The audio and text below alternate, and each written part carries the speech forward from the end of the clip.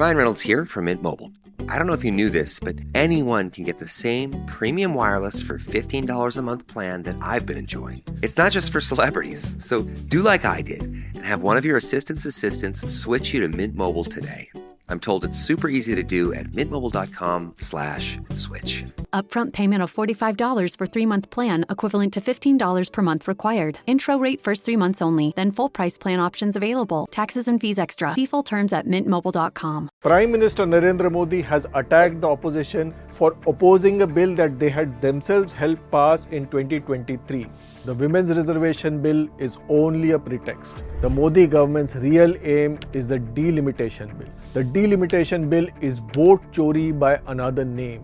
In fact, it is seat chori, and we will tell you why in this video. So far, delimitation has taken place in 2 places, Assam and Jammu and Kashmir.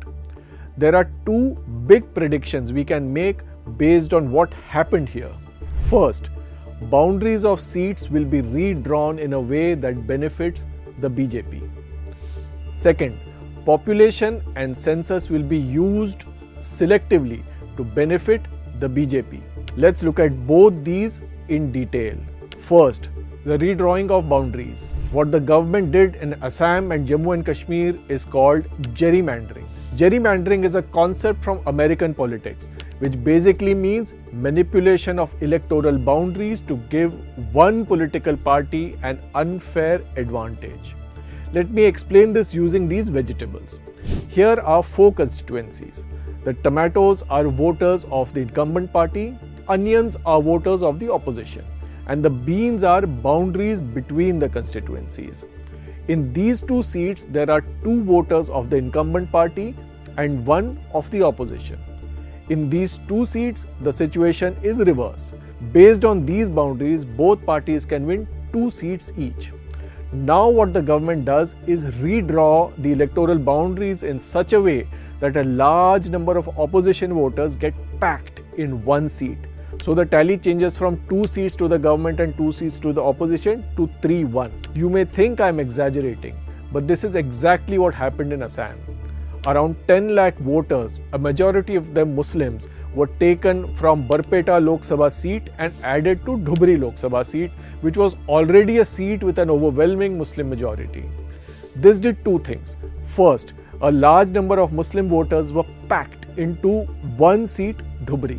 It now had 10 lakh more voters than an average seat in Assam, thereby reducing the value of each vote. And secondly, which is very important, Barpeta changed from a Muslim majority seat to a Hindu majority one. It's not surprising that the NDA managed to win this seat for the first time in 2024.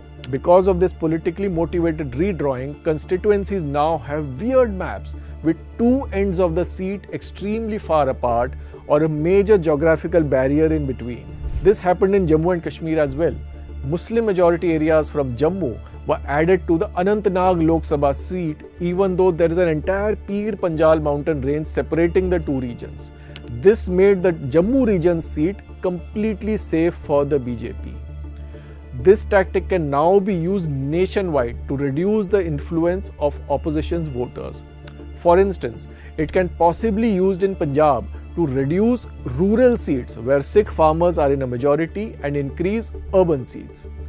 Now let's move to the second part, which is the selective use of population and census. In Jammu and Kashmir, low population was cited as a pretext for reducing the proportion of seats in Muslim majority Kashmir. But in Assam, proportion of seats in Muslim majority areas was reduced despite a higher population. In Assam, the government decided seats based on the 2001 census, even though the 2011 census was also available. The argument given was preserving the interests of smaller communities. However, the same logic won't be used to preserve the rights of southern states, as the new seat allocation will be based on the latest census. So in the previous point, we showed how boundaries were redrawn in Assam and Jammu and Kashmir in a way that benefits the BJP.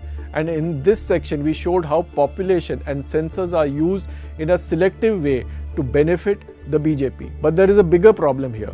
Under the BJP government, each and every step in the entire electoral process has become vulnerable to manipulation.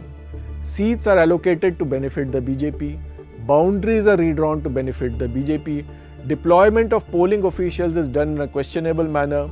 Model code of conduct is enforced selectively, with the government being allowed to make cash transfers even after the polls are announced, and hate speeches going unpunished. Then there is voting day intimidation, as we saw in Sambhal and Kundarki in Uttar Pradesh. We haven't even begun talking about political funding, which deserves a completely new discussion. What is happening is vote chori and seat chori, and the Election Commission and judiciary are letting it happen. Exposing the manipulation of India's electoral institutions is a key focus area in the Quint's reportage. Become a member and support our work.